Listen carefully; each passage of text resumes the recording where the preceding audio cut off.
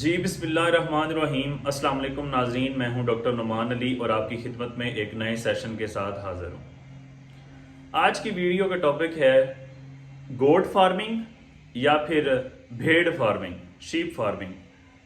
अगर बकरी फार्मिंग तो फिर कौन सी ब्रीड। जो लोग नए नए फार्मिंग की तरफ आते हैं उन्हें अक्सर इस चीज़ में इस फैसला करने में मुश्किल पेश आती है कि बकरी फार्मिंग करी जाए या फिर भेड़ फार्मिंग की जाए। अगर बकरी फार्मिंग की जाए तो फिर कौन सी नस्ल का इंतखाब किया जाए, कौन सी नस्ल ज़्यादा सूटेबल है, तो इस पे आज बात करेंगे। तो अगर हम सिर्फ इसकी खाने पीने की नेचर पे गौर करें बकरी और भेड़ के दरमियान, तो बकरी जो है वो नवाब किस्म का जानवर है और भेड़ इंतहाई शरीफ किस्म का जानवर है। बकरी ऊपर से खाना पसंद करती है, यानी कि ब्राउजिंग बिहेवियर है, पत्तों को खाएगी, छीलेगी, जो तना है उसको छीलेगी, वो खाएगी। तो और जो ज़्यादा बड़े झाड़ियाँ हैं उनको ऊपर ऊपर से खाएगी। और जो भेड़ है वो बकरी चारा वेस्ट भी करेगी। अगर उसे एक जगह पे देंगे तो वो चारा नीचे गिराएगी भी और नीचे से नहीं खाएगी। कोशिश उसकी यही होती है कि वो ऊपर से खाए। अगर उसको अवेलेबल ही ना हो तो फिर तो नीचे से खाना भी मजबूरी बन जाती है। भेड़ है, उसकी नेचर में ये कुदरत ने बात शामिल की है कि वो जो चीज़ उसे मिल जाए, जहां मिल जाए वो राजी है। जो बकरियों का वेस्ट है, खिलारा हुआ, नीचे गिराया हुआ जो चारा है, वो भी वो आराम से खा जाती है बगैर किसी गिला शिकवा के, क्योंकि कुदरत ने उसकी नेचर में वो चीज़ शामिल की हुई है। बकरी ज्यादा तंग करने वाला शरारती जानवर है और भेड़ जो है वो पुरसकून रहने वाला, आराम से ढीला ढाला जानवर है। तो अब ये जो है खसूसियात बताने का मतलब ये था कि इनकी बुनियाद पे ही हमने आगे फैसला करना है। आपकी अवेलेबिलिटी के हिसाब से फैसला आपने खुद करना है। डिफरेंस मैंने बता देना है कि ये चीजें हैं। आपने अपनी जगह, अवेलेबिलिटी, रिसोर्सेज को देखते हुए आपने इंतखाब करना है कि आपने कौन सी फार्मिंग करनी है। अगर आपके पास चराई का बहुत ज्यादा एरिया मौजूद है आपके इर्द गिर्द जहां आप फार्म बनाने जा रहे हैं, लोकेशन को देखते हुए, तो भेड़ फार्मिंग जो है वो आपके लिए सूटेबल है, क्योंकि भेड़ चराई को जबरदस्त पसंद भी करती है और अच्छे तरीके से चराई करती है। जबकि जो बकरी है उसे साथ साथ फीडिंग टेबल पे भी आपको खाना मुहैया करना पड़ता है।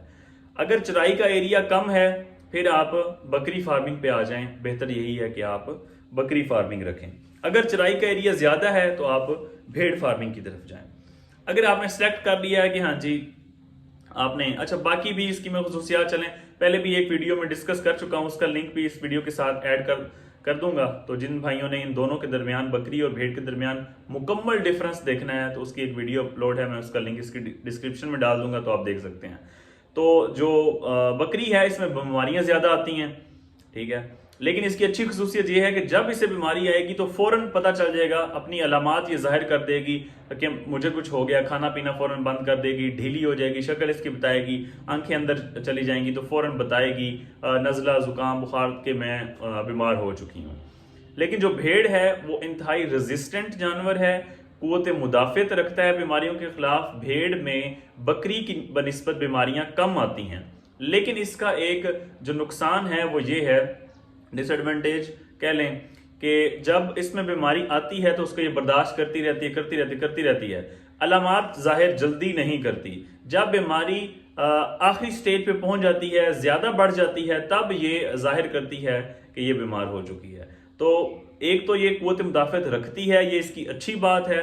जो इसमें थोड़ी सी कमी महसूस की गई वो ये है कि ये बीमारी अगर हो जाए तो लेट जाहिर करती है, जब बीमारी अपनी पीक पोजीशन पे पहुंच चुकी होती है। तो ये चीज़ है इसमें। उसके अलावा आपने अगर ब्रीड अगर सिलेक्ट कर ली है कि आपने गोट फार्मिंग करनी है, तो अब सवाल ये पैदा होता है कि आपने कौन सी ब्रीड रखनी है। तो अब हम इस पे बात करेंगे। तो ब्रीड सिलेक्ट करते वक्त आपने सबसे पहली जो चीज़ आपने गौर करनी है वो ये कि वो नस्ल जो आपको अपने एरिया से आसानी से मिल जाए। आपने अपने इर्द गिर्द लोकल देखना है कि जो चीज़ आपको, जो ब्रीड आसानी से मिल जाए, अगर आप दूर से कहीं खरीद के लाएंगे तो सबसे पहली बात उसे ट्रांसपोर्टेशनल स्ट्रेस होगा। जब भी जानवर, बकरी जो है वो जानवरों में सबसे नाजुक तरीन जानवर है, जब ये ज़्यादा सफ़र कर ले तो इसे ट्रांसपोर्टेशनल स्ट्रेस होता है, इसकी क़ुव्वत मुदाफ़त कम हो जाती है। जब आप दूर कहीं से अपने फार्म पे लेके आते हैं तो इसे फ़ौरन बीमारियां जकड़ लेती हैं, खाना पीना कम कर देती है, तो इस वजह से मज़ीद ये कमज़ोर होती जाती है।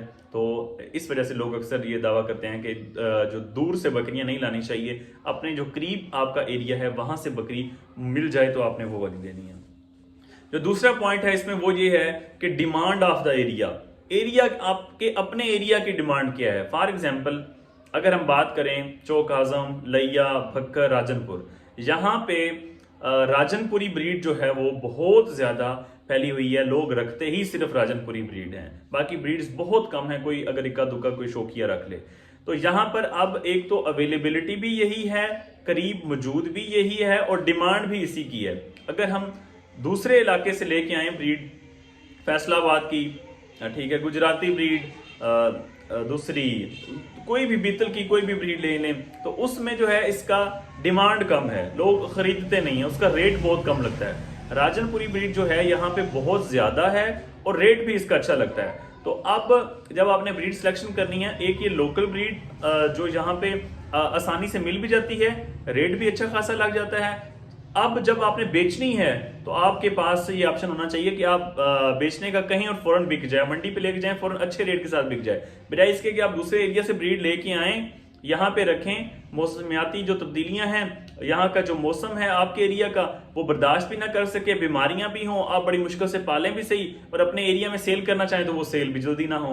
तो इसलिए आपके एरिया में जो ब्रीड अवेलेबल है हरदम मिलती है, आसानी से मिल जाए, ताकि दूर से ट्रांसपोर्टेशनल स्ट्रेस, बीमारियों का दबाव ये ना हो, और दूसरे नंबर पे जब आप सेल करना चाहें तो आसानी से सेल भी हो जाए, डिमांड, ताकि एरिया की डिमांड भी अच्छी खासी हो वहां पे। तीसरा जो पॉइंट आपने गौर करना है, फॉर एग्जाम्पल अब आपने देखना है कि ग्रोथ जिस ब्रीड की, जिस नस्ल की ज्यादा है, अगर एक एरिया में 3 या 4 ब्रीड मौजूद हैं, राजनपुरी भी मौजूद है, टेडी भी मौजूद है, बर्बरी भी मौजूद है, देसी भी मौजूद है, अब आपने देखना है कि इन सब में से या आपके एरिया में कोई और भी मौजूद हैं ब्रीड्स, तो आपने देखना है 3-4 ब्रीड्स हैं, तो अब आपने सिलेक्ट करना है। तो अब आपने ये देखना है ग्रोथ रेट किसका ज्यादा है। ऐसी ब्रीड इनमें से जिसको कम खिलाएं और उसका जो वजन है वो ज्यादा जल्दी बढ़े, तो ये आपने अपने एरिया के मुताबिक देखना है। वीडियोस में अक्सर लोग कमेंट कर देते हैं कि जैसे एक लास्ट वीडियो में एक भाई ने कमेंट किया कि मैं गुजरावाला से हूं, मुझे बताएं कि बकरियां कहां से खरीदें। तो भाई मुझे वहां की जो फार्म है उनका नहीं पता, वहां पे जो गवर्नमेंट सेक्टर है उनका नहीं पता, वहां पे जो बाकी लोग फार्मिंग देसी कर रहे हैं मुझे उनका नहीं पता। तो आपको खुद सर्च करना पड़ेगा, इधर उधर आप घूमेंगे, जाएंगे, देखेंगे लोगों के जानवर, किसी एक्सपर्ट को साथ लें, उसकी राय आप साथ लें जो जानवर को देख सके। पहले आप ये सीखें कि जानवर बीमार है और जो तंदुरुस्त है उसमें आप डिफरेंस करना सीखें, ब्रीड की जो खसूसियात हैं जो आपने खरीदनी है वो आप सीखें, फिर आप विजिट करें मुख्तलिफ फार्म्स का, जो आपको पसंद आए जानवर, और गाहे बगाहे रेट भी चेक करते रहें, जो आपको अच्छी कीमत पर मिल जाए आप खरीदें। तो इस वजह से मुझे यूं नहीं बैठे बैठे पता होता कि आप पाकिस्तान के किसी भी एरिया का नाम लें और मैं कहूँ कि फलां फार्म से जाके ले लें, तो आपको खुद विजिट करना पड़ेगा। अच्छा, तो बात कर रहे थे ऐसी ब्रीड की जो वजन ज्यादा बढ़ाए, कम जिस पे खर्चा हो और उससे मुनाफा वो ज्यादा दे, थोड़ा खाना खाए और उसका वजन ज्यादा बढ़े, यानी कि मेडिकल लैंग्वेज में FCR, feed conversion ratio, feed का गोश्त में कन्वर्ट होने की जो उसकी रेशो है, ऐसी ब्रीड जिसमें ये ज्यादा हो वो आपने खरीदनी है। वो आपको एक्सपीरियंस से ही पता चलेगा, आपको लोगों के फार्म पे जाके जब आप जानवर देखेंगे, कौन कितना खा रहा है, खिला रहा है, आप उनसे बातचीत करेंगे, तब आपको जाके अंदाजा होगा कि आपका जो एरिया है उसमें कौन सी ब्रीड की फीड कन्वर्जन रेशो ज्यादा है। अब यहां से लैया से, बखर से, राजनपुर से लोग राजनपुरी ब्रीड लेके जाते हैं लाहौर, फैसलाबाद, गुजरात, साहिवाल, इन एरियाज में। वहां जाके वो कहते हैं कि ये तो जानवर खाता ही नहीं ज्यादा, इस जानवर को तो बीमारी बहुत ज्यादा होती है, इसकी जो वजन ही नहीं बढ़ाता। तो भाई मेरे, हर ब्रीड जो है उसकी ये खसूसियत है, वो इन्वायरमेंट के हिसाब से अपना वो सेट हुआ है। तो इन्वायरमेंट के हिसाब से जो जानवर जहां पे फेवरेबल होगा, जो जहां की ब्रीड है काफी अरसे से स्टे की हुई है, उसकी कुव्वत मुदाफित इतनी बढ़ चुकी है कि वो बीमारियों के खिलाफ भी रेजिस्टेंस रखती है और वहां पे उसका वजन, उसकी ग्रोथ भी अच्छी होती है। तो आपने ये देखना है कि जो आपका एरिया है वहां पे किस जानवर की feed conversion ratio, growth rate ज्यादा है, तो ये चीज आपने जेरे गौर रखनी है। उसके बाद अच्छा, क्लाइमेट की बात होगी कि रेजिस्टेंस जिसकी ज्यादा हो बीमारियों के खिलाफ। अब जैसे इसमें एक और एग्जांपल मैं कोट कर देता हूं, वो ये है कि अगर सर्दियों वाला कोई एरिया है, वहां पे अगर आप किसी ऐसी बकरी का शौक करना चाहें कि जिसके जिस्म पे बाल थोड़े हैं, तो वहां पे जब ज्यादा सर्दी पड़ेगी बीमार होना शुरू हो जाएगी। और जहां आप अगर एक एरिया है कि फुल गर्मी वाला एरिया है, वहां आप कहें जी मैंने जत्तल बड़े बालों वाली बकरी रखनी है, तो वहां रखना मुश्किल होगा। उसका जो कंफर्टेबल इन्वायरमेंट है उसे आपको मुहैया करना, तो वो आपके लिए एक चैलेंज हो जाएगा। तो इस वजह से अगर आप सर्दी वाले इलाके में रह रहे हैं, बहुत ज्यादा जहां पे ठंड है, तो आप कोशिश करें ऐसी ब्रीड सिलेक्ट करें जिसके जिस्म पे बाल बहुत ज्यादा हैं, बड़े बाल हैं, लंबे बाल हैं। आप भेड़ फार्मिंग वहां पे कर सकते हैं।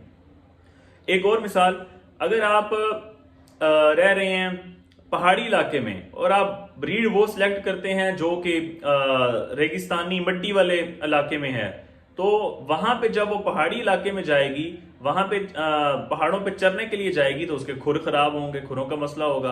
क्योंकि जो रेतले इलाके की ब्रीड होगी, जो काफी अरसे से वहां पे स्टे कर रही है, उसके खुर में इतनी जान नहीं होगी, इतनी मजबूती नहीं होगी। उसके जो बरक्स जो पहाड़ी इलाके में ब्रीड रह रही है, उसके खुर जो होंगे वो सख्त होंगे।